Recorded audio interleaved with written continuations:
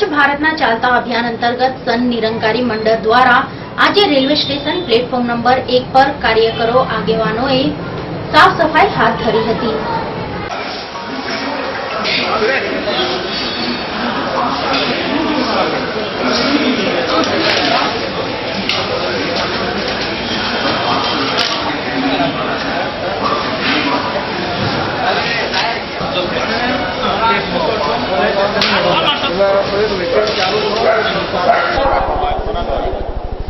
સંત Nirankari charitable foundation દ્વારા આજે સમગ્ર ભારતમાં ટોટલ ભારતના 48 મોટા એવા રેલવે પ્લેટફોર્મ્સ ઉપર આજે સ્વચ્છ રેલ સ્વચ્છ ભારત અભિયાન યોજાઈ રહ્યું છે.